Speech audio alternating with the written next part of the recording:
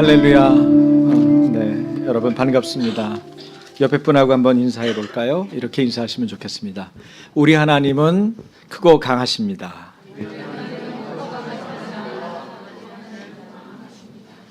네, 정말 그렇게 믿으세요? 네, 우리 하나님은 크고 강하십니다. 네. 자, 얼마나 크고 강하신지 오늘 말씀을 들어볼까요? 요한계시록 18장. 18장을 다 읽어야 되겠습니다만 시간이 없기 때문에 요한계시록 18장 1절에서 4절 그리고 20절 말씀만 읽겠습니다. 한 절씩 교독합니다. 이 일 후에 다른 천사가 하늘에서 내려오는 것을 보니 큰 권세를 가졌는데 그의 영광으로 땅이 환하여 지더라.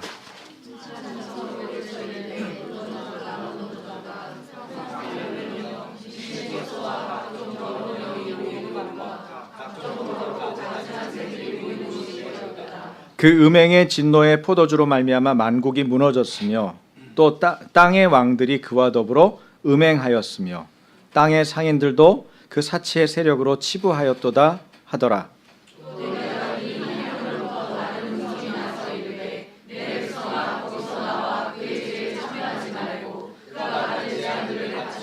(20절) 함께 읽습니다. 하늘과 성도들과 사도들과 선지자들아 그로 말미암아 즐거워하라. 하나님이 너희를 위하여 그에게 심판을 행하셨음이라 하더라.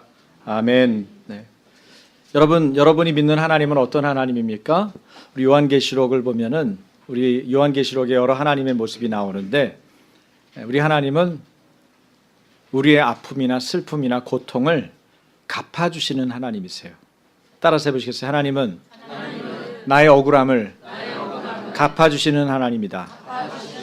네, 그러니까 우리는 하나님과의 언약, 하나님과 약속을 잘 믿고 그것을 지켜나가면 내가 그 사람한테 보복하고 내가 그 사람한테 억울함을 호소하고 내가 그 사람을 고소하고 내가 그 사람에게 폭력을 행사하고 내가 그 사람에게 욕을 하지 않아도 하나님이 어떻게 하세요?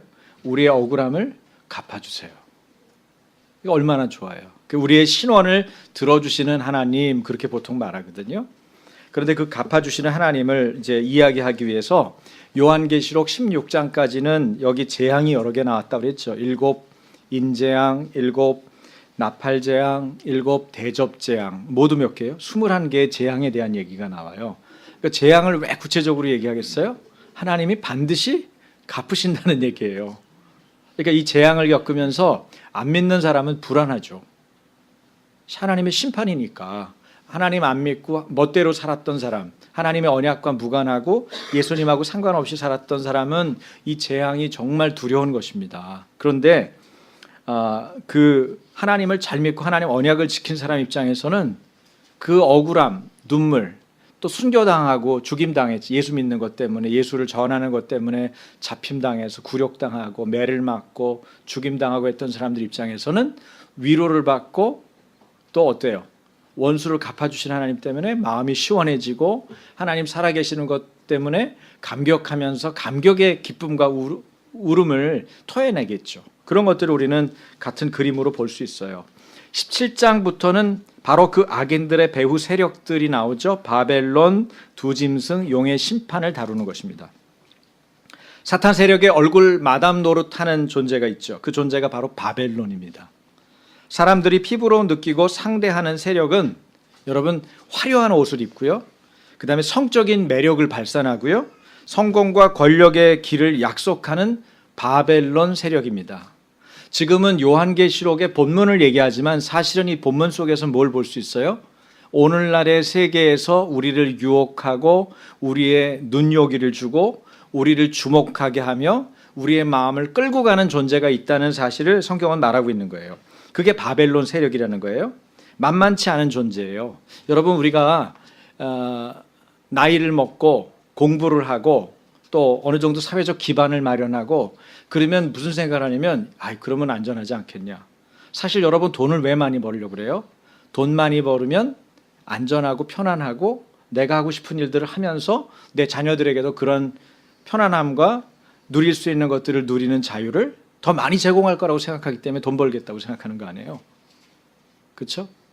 근데 오늘 리더들하고는 먼저 디모데전서 6장을 읽었습니다마는 부하려 하는 자는 어때요?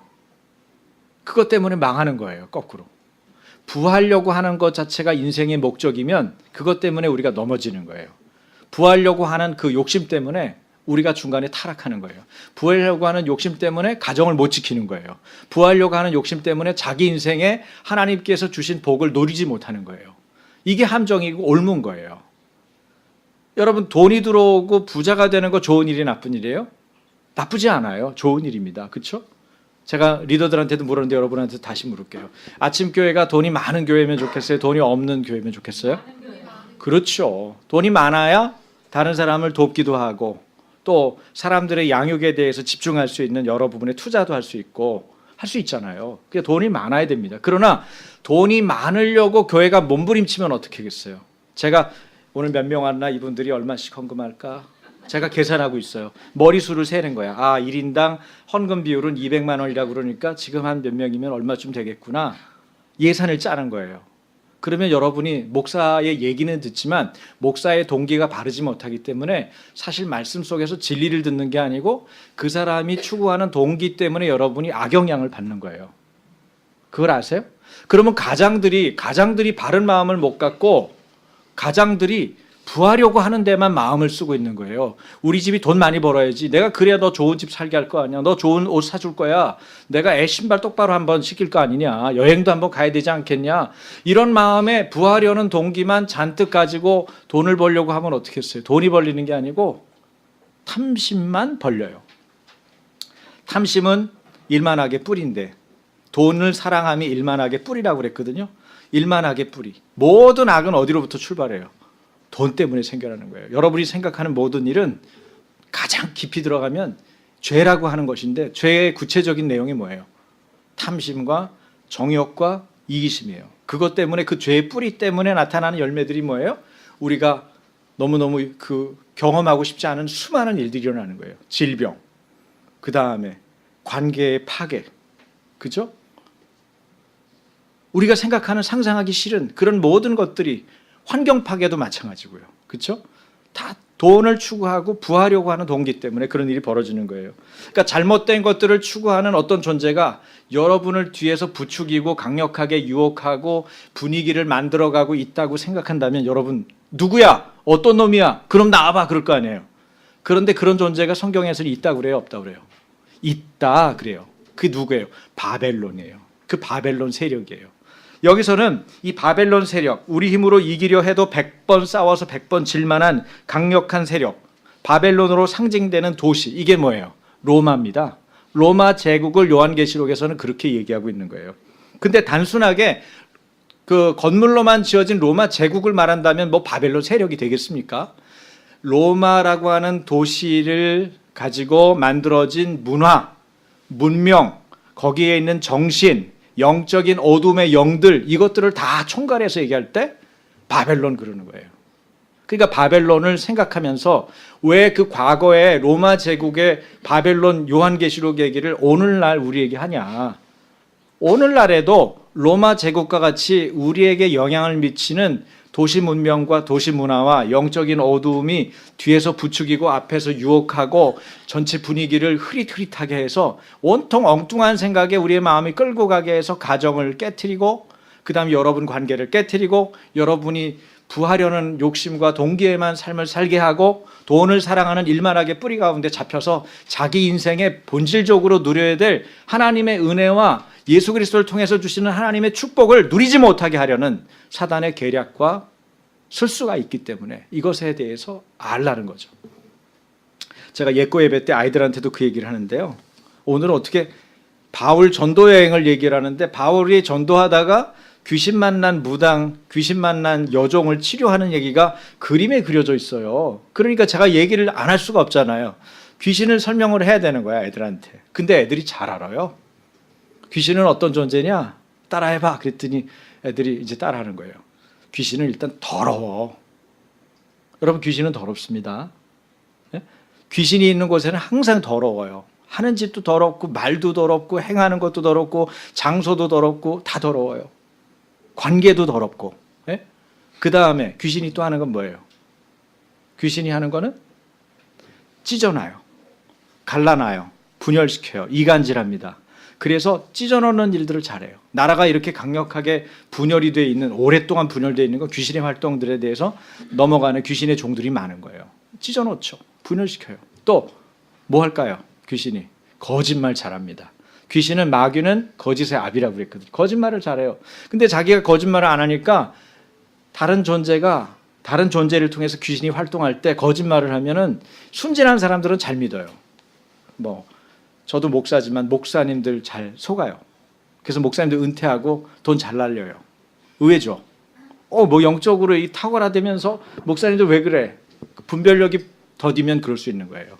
선생님들, 공무원, 군인, 체육인들, 미안합니다. 다 같은 부류예요. 순진해가지고 잘 넘어가. 그러니까 영적인 세계에 대해서 알아요. 그래서 제가 세 가지를 얘기하죠. 항상 하나님을 알아야 되고, 또 누구를 알아야 돼요? 나를 알아야 되고, 믿는 나를 알아야 되고, 또 누구를 알아야 돼요? 우리를 공격하는 원수 마귀를 알아야 돼요. 근데 이 세 부류를 모르면, 하나님 알고 나를 알고 마귀를 모르면 맨날 당하는 거예요. 자기가 당하는 줄도 모르고. 그래서 그런 것들에 대한 이해가 필요하죠. 바벨론으로 상징되는 도시 로마에 대한 이야기를 지금 하고 있습니다. 그런데 우리가 그렇다고 해서 두려워하고 염려하고 불안해할 필요는 없어요. 요한일서 4장 4절 말씀입니다. 같이 읽겠습니다. 자녀 여러분, 여러분은 하나님에게서 낳고 그들을 이겼습니다. 여러분 안에 계신 분이 세상에 있는 자보다 크시기 때문입니다. 예수님을 임금과 구주로 믿으면 하나님에게서 낳았다 그래요. 왜? 하나님과 나 사이의 관계가 형성됐기 때문에 이제는 부모가 낳은 수준이 아니라 하나님이 날 낳은 수준이 되는 거예요. 그런 사람을 거듭났다 그래요. 이 거듭난 사람들 안에는 누가 있어요? 예수님이 안에 계세요. 예수님이 어떻게 계셔요? 예수님은 십자가에 못 박혀 죽으셨다가 사흘 만에 살아나셔서 하나님 우편에 앉아 계시는데, 그 앉아 계시는 분이 지금은 뭐 하고 계세요? 졸고 계세요? 제가 이제 애들한테 물었더니 애들이 대답을 안 해요. 뭐 하고 있어요? 여러분은, 어른들은 한번 대답해 보세요. 우리를 위해 친히 간구하시느니라. 예수님이 지금 우리를 위해서 기도한다고 그래요. 그러니까 우리가 어려울 때 누굴 생각해야겠어요? 예수님을 생각해야죠. 근데 예수님이 어떻게 내 안에 계실 수 있어요? 예수 그리스도의 영인 성령을 통해서 내 안에 계시는 거예요. 그분도 동일한 하나님이시죠. 근데 하나님이 내 안에 계시니까 뭐라고 써 있어요? 세상에 있는 자보다 그분이, 성령님이 어떻대요? 크다는 거예요. 여러분, 애들이 주먹 싸움하고 다투다가 밀려. 얘가 상대방이 엄청 세. 그런데 저 뒤에서 책가방을 메고 누가 봐요? 큰형이 오는 거예요. 큰형이 오면 어떻게 돼요? 갑자기 탁 돌아보고 나서 큰형 보면 주먹에 힘이 들어가죠. 그죠? 앞에 분명히 밀리고 터졌는데, 코피 터지고 난리가 났는데 큰형을 보면서 주먹질을 하면 그때 주먹에 힘이 있는 거예요. 그리고 우리 형이야! 그러면 꼼짝 못하죠. 갑자기 걔가 온순해지고 얻어 터지는 거죠. 마찬가지예요. 우리 안에 계신 성령님이 세상에 있는 자보다 크시기 때문에 우리는 염려, 근심, 걱정을 할 게 없어요. 중요한 건 뭐예요? 우리가 예수님을 받아들이고 그분과의 관계 안에서 건강하게 있는 것이죠. 그래서 그리스도를 믿는 교회 공동체가 이미 적그리스도에 속한 무리들을 이겼다. 이미 이겼다. 그렇게 오늘 본문 말씀을 말하고 있는 거예요. 보세요. 중요한 단어는 뭐예요? 그들을 이겼습니다 합니다. 여러분은 그들을 이겼습니다. 이미 이겼다는 거예요. 아니 목사님, 지금 내 생활은 이기고 있는 생활이 아니에요. 이겼다니요? 이건 과거형인데요. 네, 맞아요. 이걸 부정과거라고 그러죠. 이따가 조금 설명할게요. 제가요. 요한은 이미 이겼다라고 하는 완료 시제를 사용해서 성도가 이미 성도의 승리가 이미 성취된 일이라는 것을 말해주면서 동시에 오늘날 현재에도 지속되는 사건인 것을 강조하고 있어요. 죽음의 권세를 깨트리신 그리스도의 부활로 말미암아 사망의 세력, 다시 말하면 사단에 대한 승리는 이미 우리 인생에서, 우리 역사에서 이루어졌다는 거예요. 이 승리를 성도들이 누리기 위해서 해야 될 조건은 하나, 뭐예요? 이미 승리하신 예수 그리스도와의 온전한 교제가 작동되도록 하는 것입니다. 그리스도가 사단보다 더 크다는 것은 그가 가진 능력과 영향력이 사단의 그것보다 훨씬 막강하다는 것을 말해주고 있죠. 사단은 여러분 결코 그리스도를 이길 수 없습니다. 사단은 결코 그리스도를 이길 수 없습니다. 그리고 악한 영은 결코 성도들을 이길 수 없습니다. 성도 안에 예수의 영이 있기 때문에. 아시겠어요? 그래서 우리가 두려움에 끌려다닐 필요가 없어요. 사단은, 마귀는요, 우리를 두려움으로 끌고 갑니다. 세상은요, 바벨론의 세력은 우리를 두려움으로 끌고 갑니다. 너 돈 없잖아. 너 지금 경제적으로 곤란하잖아. 너 옛날로 다시 돌아갈 걸? 너 옛날에 이렇게 살았잖아. 이제 조금 있으면 너 그렇게 돌아간다. 예수 믿는다고 끝까지 그렇게 잘 되는 줄 알아? 나중엔 또 넘어진다 너. 계속 거짓말하고 위협하고 두려움을 조작합니다. 예수 믿는 사람들은, 예수의 영을 가진 사람들은 거꾸로 뭐라 그래요? 나는 이미 세상을 이겼다. 내 안에 계신 예수님이 세상에 있는 자보다 크다. 그렇게 얘기하죠. 따라서 해보시겠어요? 내 안에 계신 예수의 영이 세상에 있는 자보다 크다. 네, 그것을 믿고 있는 것이 신앙입니다. 사도 요한은요, 큰 권위를 가지고 하늘로부터 땅에 내려오고 있는 천사를 봅니다. 여러분, 요한계시록은 계속 이미지가 있어요. 그림이 있습니다. 이 그림을 잘 쫓아가야 돼요. 요한이 뭘 봤다고요? 천사를 봤다고요. 어떤 천사예요? 큰 권위를 가지고 하늘로부터 내려오는 천사를 봤다는 거예요. 천사의 영광이 얼마나 대단한지 이 천사가 내려오니까 세상이 환해진 거예요. 세상에 천사가 빛을 내는 존재는 아니지만 하나님이 빛이시기 때문에 주님이 우리 가정에 들어오시면 우리 가정의 어두움이 어떻게 되겠어요? 쫙 밀려가는 거예요. 내 마음에 주님이 오시면 어떻게 하겠어요? 내 안에 우울과 습기 찬 찝찝함과 암울한 것들이 어떻게 천천히지만 분명하게 강력하게 밀려가죠. 그것들을 경험하는 게 중요해요. 그 얘기는 지금까지 이 땅에 어두움이 덮여 있었다는 얘기죠. 천사로 인해서 비로소 환해지기 시작했다는 얘기예요. 이제부터 새로운 세상이 열릴 거라는 암시를 보여주는 말이기도 합니다. 그리고 천사는 힘찬 음성으로 소리칩니다. 자, 음성이 나오죠. 2절과 3절 같이요. 무너졌도다 무너졌도다 큰 성 바벨론이여, 귀신의 처소와 각종 더러운 영이 모이는 곳과 각종 더럽고 가증한 새들이 모이는 곳이 되었도다. 그 음행의 진노의 포도주로 말미암아 만국이 무너졌으며 또 땅의 왕들이 그와 더불어 음행하였으며 땅의 상인들도 그 사치의 세력으로 치부하였도다. 아멘. 눈여겨본 분은 여기에 참 많은 과거형이 쓰였다. 이거를 부정과거라고 그래요. 또 좀 더 구체적으로 얘기하면 예언적 부정과거라고 그래요. 한번 따라해 보시겠습니까? 예언적 부정과거. 앞으로 일어날 일인데 지금 일어난 일처럼 여기는 거예요. 여러분, 이것이 믿음입니다. 이것이 믿음입니다. 앞으로 일어날 일인데 내가 하나님의 말씀을 받았어요. 그 말씀을 받은 사람은 오늘 지금 내 눈앞에서 일어날 것처럼 받아버리는 거예요. 그것이 바로 이런 예언적 부정과거라고 하는 내용이죠. 그래서 지금 과거형으로 계속 쓰였죠. 무너졌도다 무너졌도다 큰 성 바벨론이여. 큰 성 바벨론이 실제로 무너졌어요, 안 무너졌어요? 아직은 안 무너졌어요. 실제로는 아직 안 무너진 거예요. 로마 제국이 그대로 존재해서 로마 제국에 의해서 사도 요한과 예수 믿는 사람들이 지금 반모섬이라고 하는 섬에 유배되고 거기서 거꾸로 어떻게 하고 있어요? 고통당하면서 고문당하면서 노동 착취를 당하면서 핍박을 당하고 있는 중이에요. 그런데 지금 뭐라고 설명해요? 뭐라고 선포해요? 무너졌도다 무너졌도다 큰 성 바벨론이요. 이게 누가 얘기하는? 천사가 내려와서 얘기한다는 거예요. 힘찬 음성으로 자신이 있다는 거죠. 이게 지금 일어난다는 거예요. 지금 네 눈앞에 이 현상이 지금 보여질 거다는 얘기예요. 이거를 말해주고 있어요. 18장에는 성, 이 도시라고 하는 단어가 무려 31번이나 나와요. 같은 장에 단어가 반복해서 나온다는 것은 중요한 단어라는 얘기죠. 땅 위의 모든 나라들의 어머니 도시, 우리가 메트로폴리스라고 그러는데 이 어머니 도시 로마가 무너졌다고 하는 소식은 온 세상이 경악할 만한 톱뉴스죠. 네? 이야, 로마가 무너져? 세상에 그럴 수가 있어? 이렇게 얘기할 수 있는 일이 지금 생긴 거예요. 세상 가운데 영원한 것은 없습니다. 물론 로마 제국이 아직 실제로 무너진 것은 아닙니다. 그러나 말씀드린 대로 무너졌다라는 예언적 부정 과거를 써서 현재는 무너지지 않았지만 하나님의 말씀이 결코 실패하는 일이 없기 때문에 기정사실로 이 과거형을 써버린 거예요. 이런 표현은 히브리어에 많이 나옵니다. 예를 들어볼게요. 여호수아 1장 3절 볼까요? 자, 어려운 영어도 제가 써놨어요. 한번 같이 읽겠습니다. 내가 모세에게 말한 바와 같이 너희 발바닥으로 밟는 곳은 모두 내가 너희에게 주었다. 지금 발바닥으로 밟는 곳을 이스라엘 백성이 얻었어요? 못 얻었어요?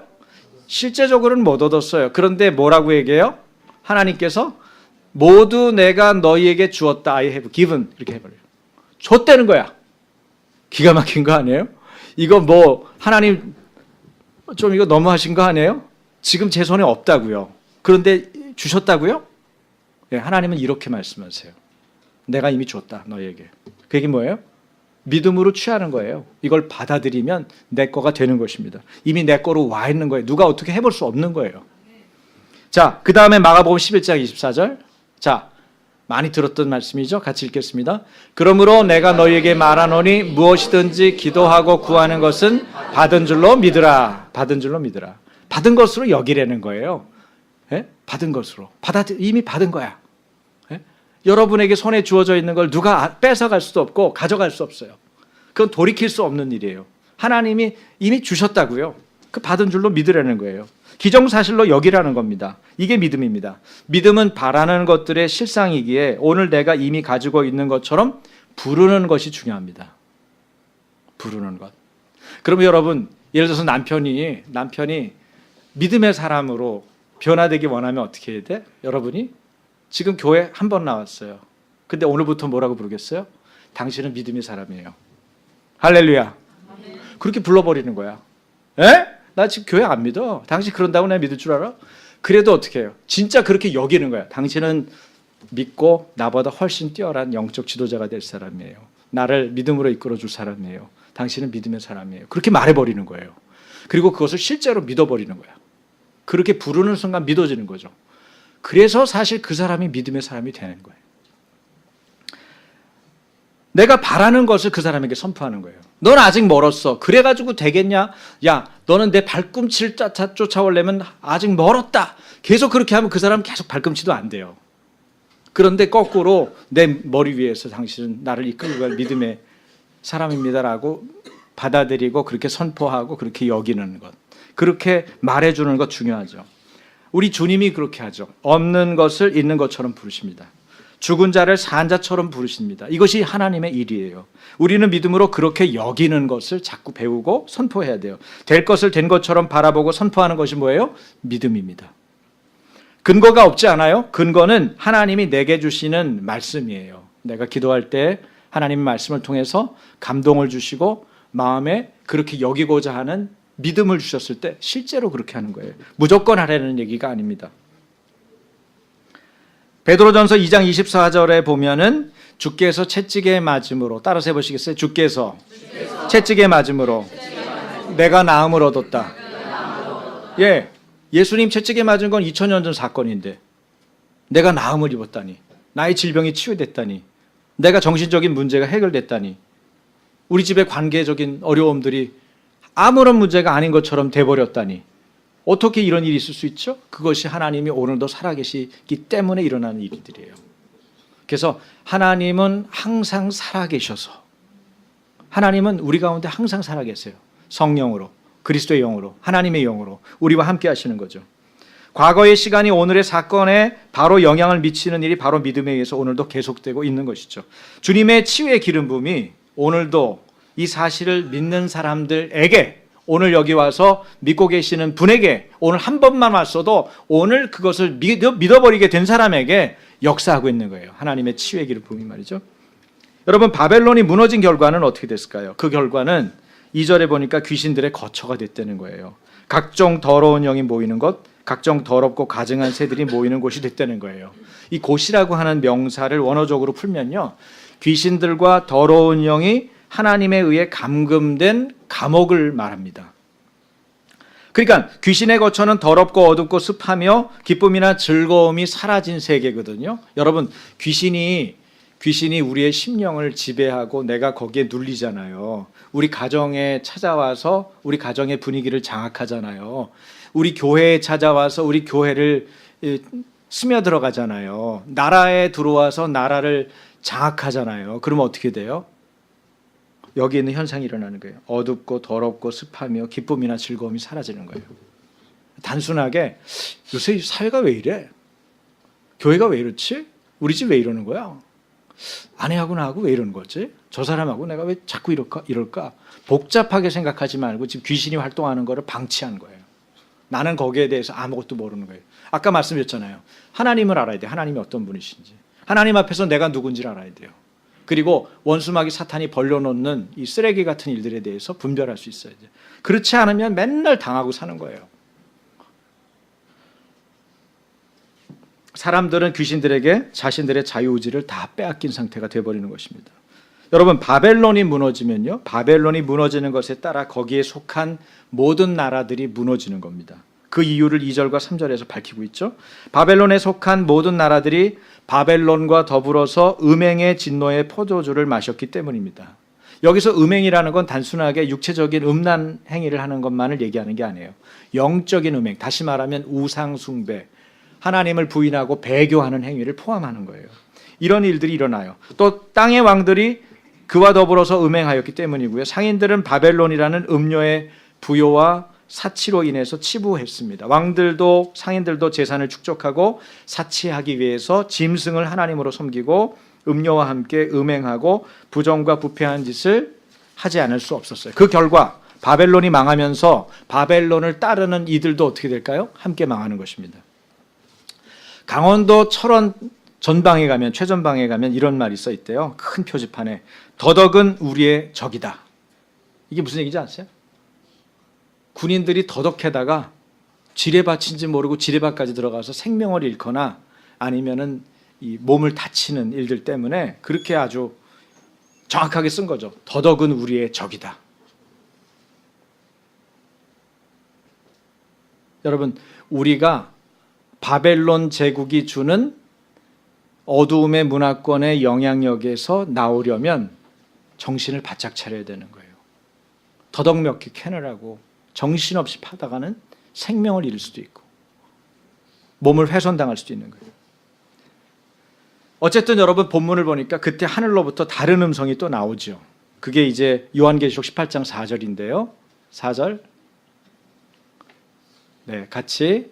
내 백성아, 거기서 나와 그의 죄에 참여하지 말고 그가 받을 재앙들을 받지 말라.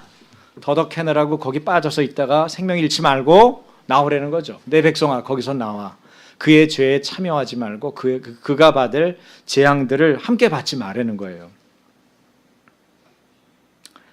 하나님의 음성이 분명합니다. 왜 그럴까요? 내 백성아, 그렇게 부르잖아요. 내 백성이라고 부를 존재가 누구겠어요? 하나님 아니면 예수님이죠. 하나님이 말씀하시는 거예요. 뭐라고 그래요? 거기서 나오라는 거죠. 거기서 나오라는 거예요. 바벨론 제국의 영향력으로부터 나오라는 거예요. 로마 제국의 권세와 유혹과 시험과 음행과 돈 벌어다 주고 너희들 간이고 쓸개고 다 빼가는 그 어떤 영적인 세력으로부터 그만 나오라는 거예요. 거기서 나오라는 거예요. 나사렛 예수 이름으로 명하노니 바벨론 제국으로부터 나올지어다. 그리고 떠나라는 겁니다. 지금 그 음료에게 빠진 바벨론이라고 하는 음료, 육체적인 음행도 곁들이지만 영적으로 우상숭배하고 배교를 일삼게 만드는 그런 것에 빠진 사람들도 있다는 말이죠. 빠져들고 있는 사람들, 흔들리고 있는 사람이 있다는 거예요. 그래서 그들에게서, 그녀에게서 빨리 나오라고 말하고 있는 거예요. 그 말하는 심정이 원어로 해석하면 어미가 자녀들이 그곳에서 죽지를 않기를 원하는 부르짖음처럼 얘기하는 거예요. 그만 나와라. 거기서 나와 얘야. 안 돼.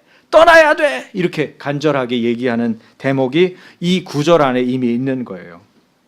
그들의 죄에 참여해서 그가 받는 재앙을 받지 말라고 하십니다. 그 죄는 하늘에 이미 사무쳤다는 거예요.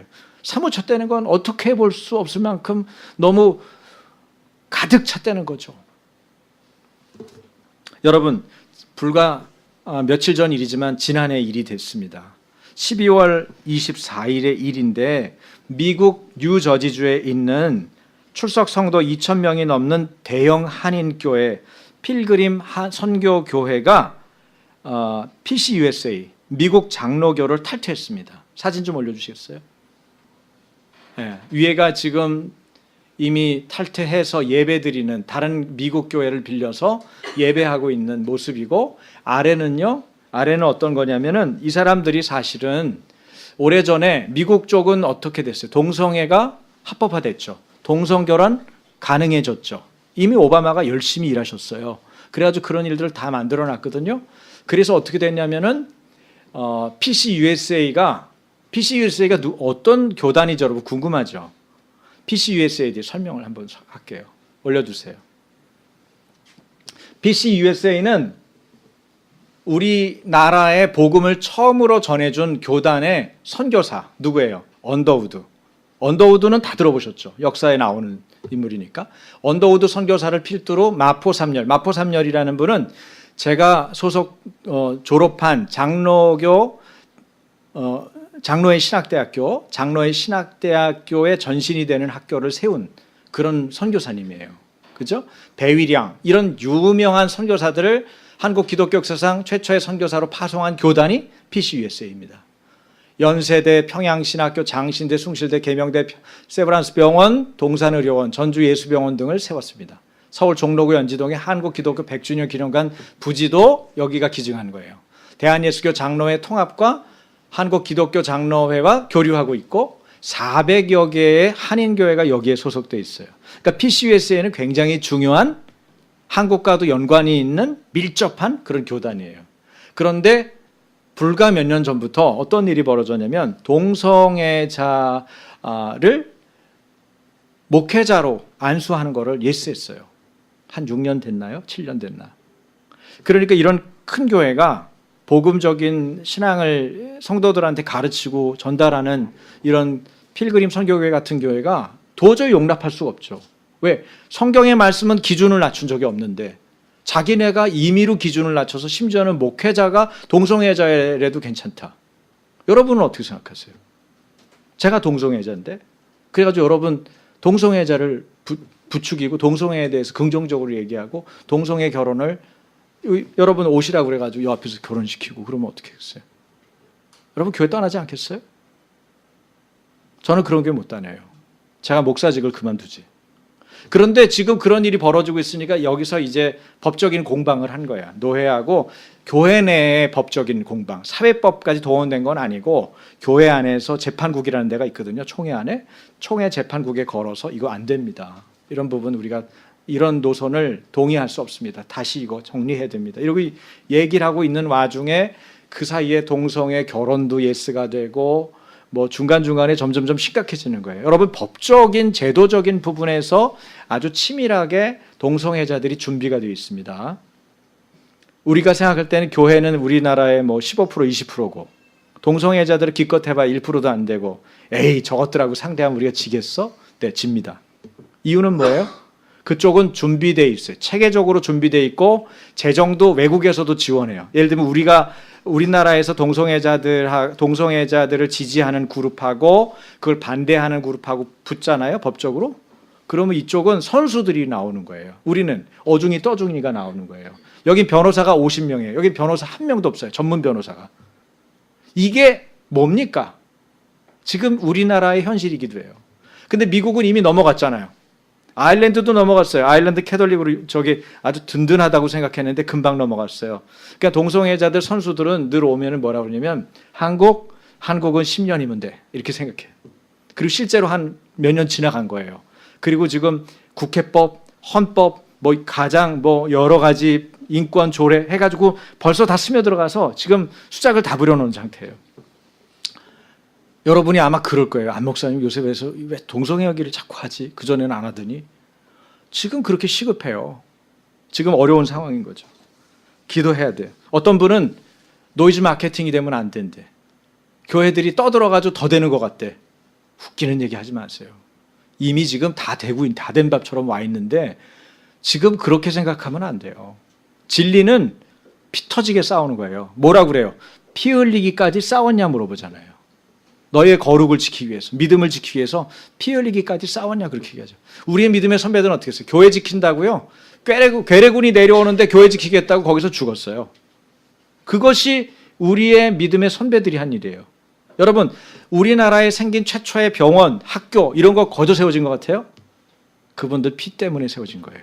그분들이 자신의 전 재산을 내놓고, 심지어 미국의 선교사님들은 미국에 있는 친척들 땅까지 다 팔아가지고 우리나라에 갖다 부은 거예요. 그래서 우리나라에 교회들이 생기고 우리나라에 민주화가 일어나고 근대 문명이 생긴 거예요. 그분들의 굉장한 헌신이 있었다는 것을 우리는 간과하면 안 돼요. 미국만 그런 건 아니에요.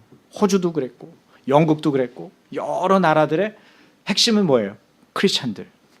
내 것을 내 것으로 여기지 않고 다른 민족이라도 하나님의 형상대로 지은 민족이라고 믿기 때문에 그들에게도 우리 가족만큼 소중하다라고 믿는 그 사람들이 와서 가장 젊고 가장 엘리트인 그 사람들이 우리나라로 들어온 거예요. 해프리면. 예? 그 똑똑한 엘리트들 선교사들이 하필이면 한국으로 와준 거예요. 그래서 한국에 오늘날 이런 기반 속에서 우리가 있는 것을 기억해야 됩니다. 어쨌든 그래서 필그림 선교교회가 PCUSA를 탈퇴했어요. 4년 반의 공방을 견디다가 신앙 양심을 지키기 위해서 얼마나 고민했겠어요? 자기네 건물이 1200억짜리가 있어요. 그런데 교단을 탈퇴하면 우리는 지금 임대 이 장소잖아요. 우리 건물이 아니에요. 우리 건물로 아는 분도 혹시 있을지 모르겠어요. 근데 우리 건물은 아니거든요. 근데 건물이 교회께 되면은 어떻게 되면은 노회하고 총회에 노회 유지재단이라고 하는 곳에 이것을 그 재산을 글로 넘겨야 되는 거예요. 왜냐하면 교회가 사유화되면 안 되니까 넘겨야 되는 거예요. 그런데 지금 노회와 총회가 문제가 생겼잖아. PCUSA 자체가 더러워졌잖아요. 문제가 생겼잖아요. 동성애를 받아들이고. 그러니까 탈퇴를 했는데 우리는 그럼 다른 교단으로 가겠다 그러니까 어떻게 이 사람들이 머리를 써가지고 너네 그럼 재산 놓고 나가라 이렇게 된 거예요. 근데 여러분 1200억이에요. 교인이 2000명이고. 우리 교회에 이런 문제가 생겼으면 여러분 어떻게 하시겠어요? 안 목사님 그렇게 현실을 모르는 소리 하지 마십시오. 안 됩니다. 1200억은. 당신이 그만두셔. 이렇게 말할 수 있을 거 아니에요. 네? 그렇게 주장하는 목회자에 대해서. 재산을 놓다니요. 1200인데. 1200원이 아니라 1200억이라니까요. 그런데 필그림 선교교회가 어떻게 했냐면 놓고 갑시다. 그렇게 한 거예요. 근데 교인들이 97%가 예스한 거예요. 97% 맞나요? 맞아요. 97%. 그래서 진리의 길을 추구하고 드디어 그것을 보장해주는 교단으로 건너간 거예요. 참 죄와 피 흘리기까지 싸운 교회입니다. 그래서 이 교회 때문에 지금 아마도 오늘 목사님들이 많이 얘기할 거예요. 필그림 선교교회의 영향 때문에. 그리고 우리 한국 교회가 어떻게 이 문제를 대응해야 되는지. 여러분 로마 제국 제가 얘기를 꺼냈지만 로마 제국의 지금 바벨론 제국의 이런 영향력이나 어두움은요 아주 현실적이고 실제적인 일이지 이 멀리 있는 요한계시록 저 멀리 있는 뜬구름 잡는 얘기가 아니라는 걸 아셔야 돼요. 우리의 신앙생활, 우리의 실제 생활에 밀접한 연관이 있는 것을 얘기하는 거예요. 본문 5절에 보면은 하나님은 그 불의한 일들을 낱낱이 기억하고 계신다고 그럽니다. 제가 뭐라고 말씀드렸죠? 하나님은 반드시 갚아주세요. 성도들의 억울함을 반드시 갚아주십니다. 교회의 억울함을 반드시 갚아주십니다. 어떻게 갚아요? 갑절로 갚아줍니다. 그가 섞은 잔에도 갑절이나 섞어 그에게 주라고 말씀하시죠. 음료 바벨론이 마시는 포도주는 순수한 게 아니라 무언가가 많이 섞여 있는 포도주예요. 어떤 게 섞였을까요? 음행, 방탕, 사치. 이게 포도주 잔에 섞여 있어요. 그리고 그런 자에게 하나님이 어떻게 하신대요? 사망과 애통함과 흉년. 이 8절에 나와 있는데 사망, 애통함, 흉년을 갑절로 갚아주겠다는 거예요. 여러분 자연현상이 우연히 일어난다고 생각하시면 안 돼요. 하나님은 그런 것까지도 다 미리 얘기하셨어요. 성경에. 지진이 왜 이렇게 많이 일어나요? 일본은요. 우리 아이들이 지금 일본 여행 갔거든요. 이제 지금 출발을 했는데 1년에 한 200회 정도 일어난대요. 제가 그 일본 선교사님하고 어제 통화를 했는데 200회. 4도 지진은 그렇게 별로 놀랄 지진도 아니래요. 그 정도는 다치지도 않으니까 편하게 오면 된대요. 그렇게 얘기하더라고요. 우리 서울에 4도면은 목사님 예배 닫고 빨리 가죠 이러겠죠.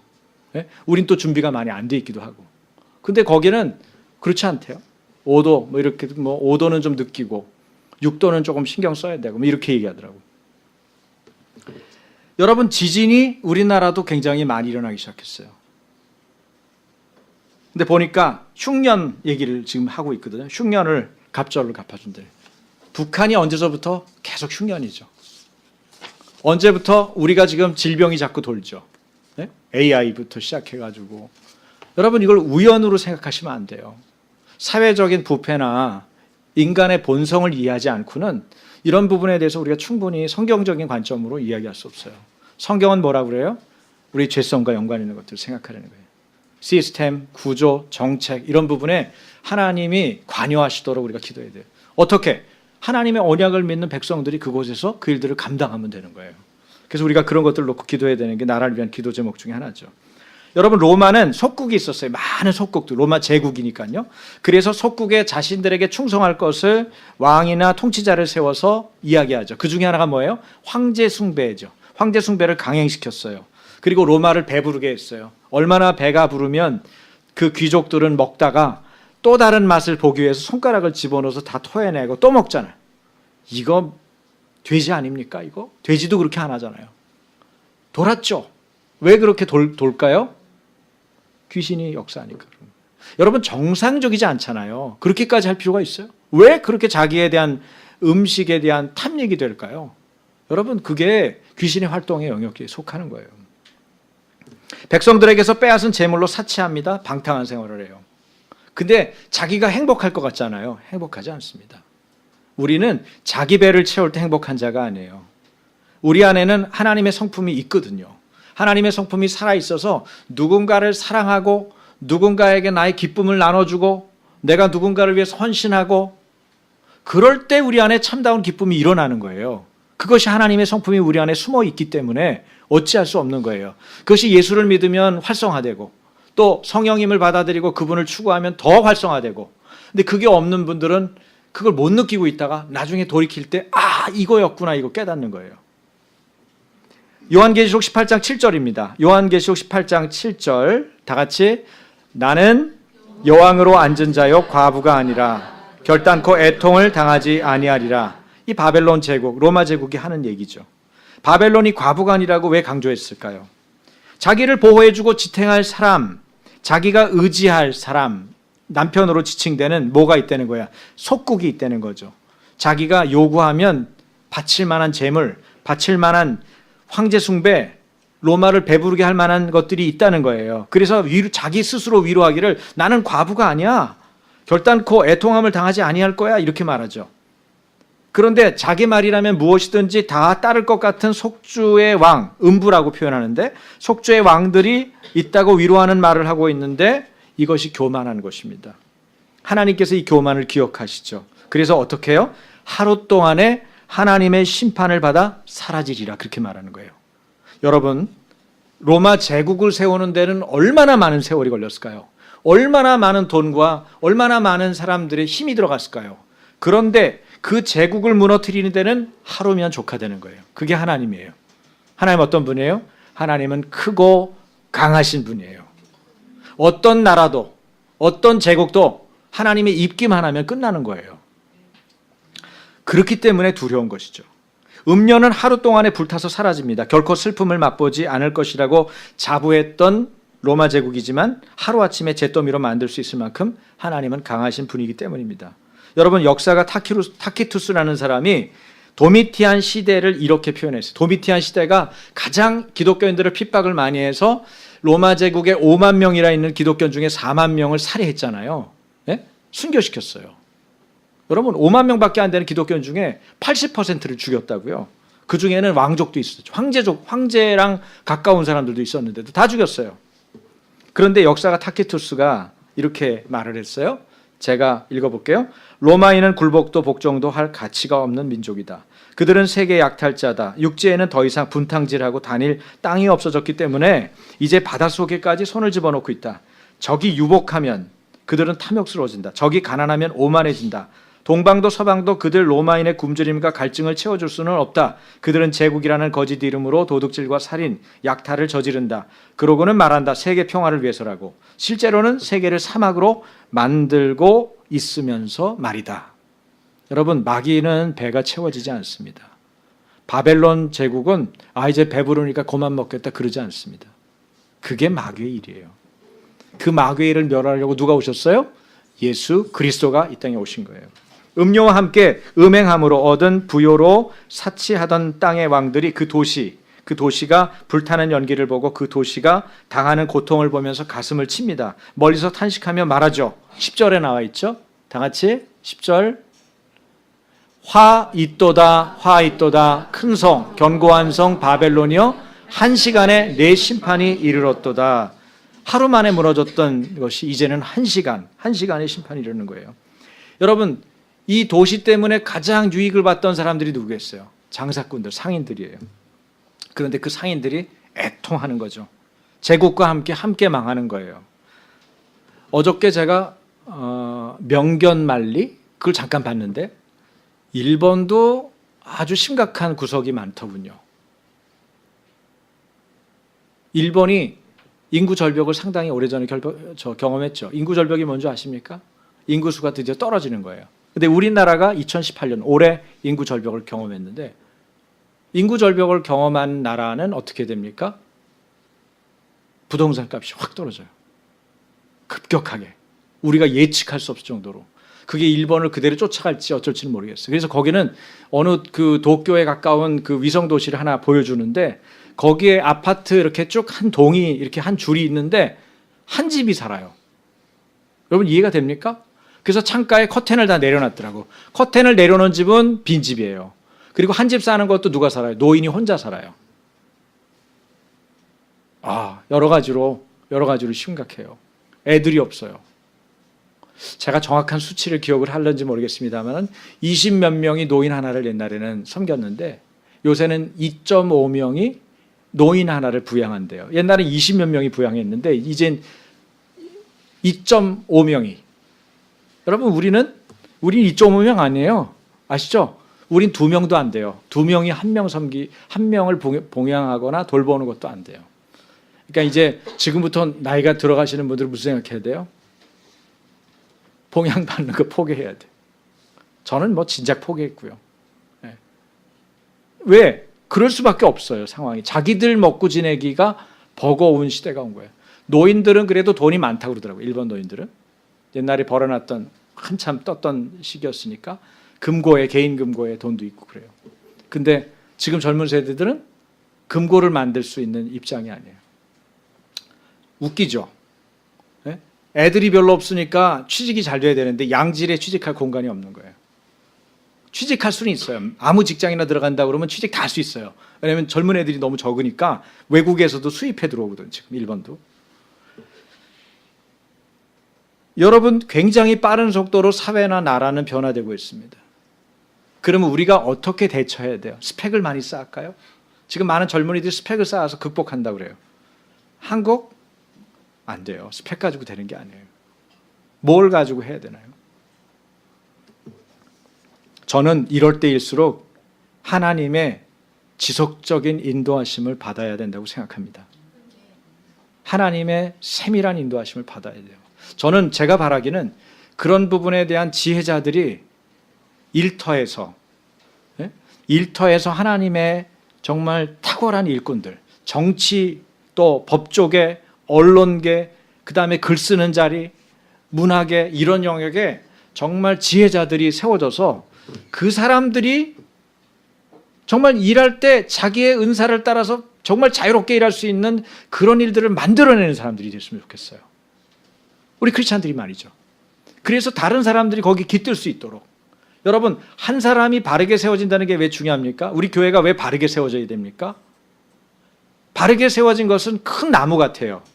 큰 나무가 세워지면 물도 생기고요. 물을 흡수했다가 뱉었다가 이 일도 할 수 있죠. 그 다음에 가지를 쭉 펼쳐가지고 이파리가 있기 때문에 잎의 밑에서 더울 때 쉴 수가 있죠. 그렇죠? 분위기 좋지요. 그리고 거기서 깃들 수가 있어요. 머물러 살 수가 있어요. 많은 사람들이 거기서 쉼을 얻을 수가 있어요. 안식을 얻을 수가 있어요. 그리고 그것 때문에 일거리들이 생기는 거예요. 불란서가 전쟁 때문에 왕창 초토화됐다가 황폐화된 땅을 누군가가 나무를 심었잖아요. 계속 심었어요. 이 사람이. 처음에 도토리 나무 같은 참나무를 심은 거예요. 완전히 황폐한 땅에 사막처럼 변해버린 땅에 나무를 심은 거예요. 1년 심고 10년 심고 계속 심었어요. 근데 그게 나중에 뭐 몇십만 그루가 된 거예요. 한 사람이 심기 시작했는데. 그게 거의 숲이 되니까 시내가 다시 생기고 그 다음에 동물들이 깃들고 사람들이 마을을 짓기 시작하고 웃음이 되찾아오고. 여러분, 이것이 누가 해야 될 일이에요? 하나님을 믿는 우리가 해야 할 일입니다. 로마 제국의 죄는 음란과 착취와 사치와 교만이죠. 이런 죄들은 지금도 하나님이 가장 미워하셔요. 음란이라는 건 황제 숭배와 음행을 말하고, 착취, 사회적 약자를 보호하지 않고 그들의 것을 내 것으로 취하는 거죠. 사치, 향락, 그것은 뭡니까? 사치, 향락은 나만을 위해서 채우는 일을 하는 것입니다. 더 채우고 또 구하고, 그리고 교만, 하나님 없어도 된다고 생각하는 거예요. 하나님 의지하지 않는 것입니다. 그게 교만이에요. 교만 중에 교만은 뭡니까? 세상에 하나님 어디 있어? 나 하나님 의지할 필요 없어. 내가 하면 되는 거야. 그래서 하나님께 여쭤보잖아요. 여러분, 교만하지 않고 겸손한 자는 특징이 뭐예요? 무엇이든 하나님께 여쭤보는 거예요. 그게 뭐예요? 하나님을 인정하는 것입니다. 모든 일에 하나님을 인정하는 사람은 겸손한 사람이에요. 그런 사람들은 잘못 갈 수가 없어요. 하나님이 온 땅을 다스리고 계시기 때문에 그분의 지혜가 그에게 오는 거예요. 왜? 하나님께 여쭈었잖아요. 하나님, 제가 어떻게 해야 됩니까? 제가 무엇을 할까요? 하나님 이 일을 어떻게 돌파할까요? 하나님 지혜를 주세요. 그럼 하나님이 후히 주신다고 그랬어요. 꾸짖지 않는다고 그랬어요. 누구든지 지혜를 구하라. 그러면 내가 후히 주겠다. 꾸짖지 않겠다. 그렇게 약속하셨어요. 그 하나님께 구하고 그 지혜를 따라 사는 거죠. 그런데 그렇게 살지 못했던 이들, 로마 제국을 쫓았던 이들은 모든 것이 한시간에 망해버렸어요. 한순간에 망해버렸어요.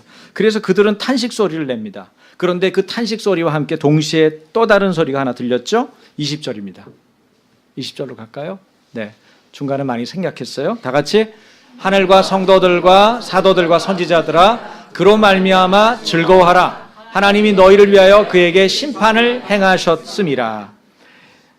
여러분, 무엇이 그렇게 즐거울까요? 믿는 사람들에게 무엇을 그토록 기다려왔죠? 사탄의 도구인 음료가 망하고 하나님이 승리하는 날을 믿는 사람들은 기도하면서 인내하면서 기다렸어요. 요한계시록은 믿음, 소망, 사랑 세 가지를 기독교에서 강조하는데 거기에다 하나를 더한다고 그랬죠. 뭐라고 그랬죠? 인내, 기다림이에요. 하나님이 행하실 거야. 하나님이 우리 억울함을 갚아주실 거야. 하나님은 심판주로 다시 오실 거야. 그분이 말씀하셨거든. 그분은 신뢰할 만한 분이야. 그분이 오셔서 그분의 일을 행하실 거야. 그걸 믿고 있는 거예요. 그러니까 참을 수 있는 거예요. 소망이 있으면 인내할 수 있어요. 앞날이 안 보이면 오늘 이 순간도 못 견디는 거예요. 뛰어내려 버려야 되는 거예요. 근데 소망을 잃어버리면 안 되는 거죠. 어디서 소망이 있어요? 돈에 있습니까? 나를 잘 챙겨주는 아무개에게 있습니까? 아니요. 어디 있다고 그래요? 하나님께 소망을 두라고 성경은 가르치고 있는 것입니다. 그렇다면 로마가 하나님의 심판을 받은 가장 중요한 이유는 무엇이죠? 무엇입니까? 보니까 그것은 우리가 오늘 읽지는 않았습니다만은 시간이 없어서 안 읽고 그냥 넘어갈게요. 바로 피입니다. 피. 무슨 피예요? 선지자들을 죽인 순교의 피입니다. 예수 믿는다고 무참히 살해된 모든 사람들의 피입니다. 성도들의 피죠. 이 피 때문에, 그래서 피 세 번이나 반복해서 나오는 거예요. 여러분, 로마 제국을 유지하기 위해서 수많은 사람이 피를 흘렸어요. 북한 김일성 주체 사상교를 믿는 저 김정은 정권을 유지하기 위해서 수많은 북한 주민들이 죽고 있는 거예요. 기독교를 믿는다 그러면 여지없이 죽죠. 아니면 노동교화소에서 평생을 늙어야 돼요. 그들은 공휴일을 만들어서 살육하기도 했대요. 죽이기 위해서 공휴일을 만드는 거예요. 오늘 죽이는 날 다들 쉬어. 죽일 놈들이 있다. 다 나와. 지켜봐. 꼭 북한하고 똑같죠. 거기도 동네에서 마을에서 누구 죽이려면 다 일 못하게 하고 다 나와서 지켜보게 하거든요. 간접교육 시킨다고. 그래서 자기 친족들이 있는데 맨 앞줄에 서서 보라고 그래요. 가족이면. 이런 잔인한 인간들이 어디 있어요? 사람입니까? 마귀 새끼죠. 네로부터 도미티안 시대 그 이후에도 얼마나 많은 선지자들과 성도들의 피를 로마 제국이 흘리게 했는지 몰라요. 도미티안 황제는 아주 이름이 높죠. 많은 사람들의 피를 로마라고 하는 도시 전체에 덮도록 했으니까요. 여러분, 존 비비어라고 하는 분이 1980년대 유명한 텔레비전 설교자였던 어느 목사가 간통죄하고 사기죄를 저질러서 감옥에 있을 때 이분이 면회했던 이야기를 했어요. 감옥에서 자신이 이 간통죄 저지르고 사기죄 저지른 분이, 목사님이 감옥에서 회개했다는 거예요. 비비어 책을 보고 어떤 부분 때문에 회개를 진심으로 했으니까 자기를 좀 찾아와 달라고 요청을 했어요. 그래서 감옥에 이분이 존 비비어 목사님이 면회를 갔죠. 그 자기 얘기를 털어놓는 겁니다. 존, 저를 이 교도소에 오게 한 것은 하나님의 심판이 아니었습니다. 그건 하나님의 자비였어요. 제가 만일 예전처럼 계속 살았으면 영원히 지옥에 가고 말았을 테니까요. 그런데 이제 존 목사가 이분에게 불편한 질문을 던질 수밖에 없는 거예요. 사역을 하는 동안 이분이 예수님을 무척 사랑했던 분이고 하나님에 대한 열정이 뜨거웠던 목회자, 설교자였는데 어쩌다가 그 열정을 잃어버리고 이런 죄를 짓게 되는지 너무나 마음이 안타까워서 물어본 거예요. 당신은 언제 예수님에 대한 사랑을 잃어버렸나요? 어느 시점이었나요? 이렇게 얘기했어요. 그랬더니 이분이 내가 이랬을 때 잊어먹었죠. 이럴 때 제가 놓쳤어요. 이렇게 얘기할 줄 알았더니 뭐라고 얘기냐면 그런 적이 없다는 거예요. 예수님 사랑하는 거를 놓친 적이 없다는 거예요. 회개했다면서. 그러니까 기가 막히기도 하고 마음이 좀 이상하잖아요. 어떻게 이런 얘기를 하지, 사람이? 진심으로 회개한 거 맞나? 이러고 있는데 무슨 뜻입니까? 당신은 간통죄를 범했어요. 사기죄도 저질렀고요. 그래서 감옥에 오지 않았습니까? 어떻게 예수님에 대한 사랑을 잃지 않았다고 말할 수 있죠? 이렇게 얘기를 하니까 그 사람이 눈을 쳐다보면서 망설임도 없이 뭐라고 그러냐면, 존, 나는 그 일을 겪는 동안 늘 예수님을 사랑했어요. 그리고는 존, 저는 예수님을 사랑했어요. 하지만 그분을 두려워하지는 않았습니다. 그렇게 말하더래요. 여러분도 충분히 이해가 가시죠? 예수님 사랑하는 거 좋은 일이고 예수님 사랑하는 거 너무 중요한 일이에요. 그러나 우리가 한 가지 놓치지 말아야 될 것은 그 예수님이 동일하게 어떻게 오세요? 심판주로 오신다는 거죠. 그분은 두려운 분입니다. 심판주는 간과하지 않아요. 심판할 때는 정확하게 하시는 거예요. 사랑하시죠. 그러나 우리를 심판할 때는 엄히한 사랑으로 우리를 심판하시고 정죄하는 것입니다. 어떻게 심판하시는지 예수님이 잘 알아야 돼요. 심판주 하나님에 대한 이해가 부족하면 하나님을 무례하게 대하고 하나님을 이용할 수 있어요. 하나님이 나를 사랑하시니까 죄 지었는데 자가 용서를 다 해가지고 회복해. 하나님이 어차피 사랑하셔. 그러나 여러분, 다윗을 어떻게 했어요? 다윗이 범죄했을 때 다윗의 아이는 죽임을 당했어요. 그렇죠? 다윗이 간통죄를 저지른 다음에 다윗의 아이는 죽었어요. 그걸 아셔야 돼요. 죽음이란 대가를 치렀죠. 그 다음에 어떻게 됐어요? 그 사람의 생애에서 다윗이 치러야 될 수많은 대가가 있었어요. 하나님이 용서하셨죠. 그러나 거기에 대한 처벌은 하나님이 면해주지 않았어요. 그걸 아셔야 돼요. 고통스러운 겁니다. 죄가 얼마나 우리를 고통스럽게 만드는지를 알아야 돼요. 그러므로 우리 죄 짓는 것에 대해서 두려워해야 돼요. 누구를? 하나님을 두려워야죠. 심판주로 오시는 하나님. 그렇지 않으면 하나님 사랑하고 예수님 사랑하고 교회 다니면서 죄를 짓는 거예요. 반복해서, 습관적으로. 그러다 어디 갈 수 있겠어요? 습관적으로 반복해서 죄를 짓다가는 지옥에 가는 거예요. 교회는 드나들면서, 헌금도 하면서, 봉사도 하면서, 목사님이 훌륭한 분이라고 인정도 받아가면서 어디로 가요? 천국 가야 돼? 지옥을 가는 거예요. 습관적으로 그렇게 죄를 짓는. 물론 습관적으로 짓지 않고 여러분이 믿음이 부족하고 어떤 부분에 성숙하지 못했기 때문에 실수해서 넘어진 것들에 대해서는 하나님께 용서를 구하시면 하나님이 여러분 죄를 깨끗이 씻으시고 그 일에 대해서 기억도 안 하신다고 약속하셨어요. 그것도 같이 받아들여야 돼요. 공포스럽게 하나님만 믿고 하나님의 사랑은 또 놓쳐도 안 돼요. 그것에는 균형이 필요하죠. 여러분, 어쨌든 로마는 현행범으로 심판을 받았습니다.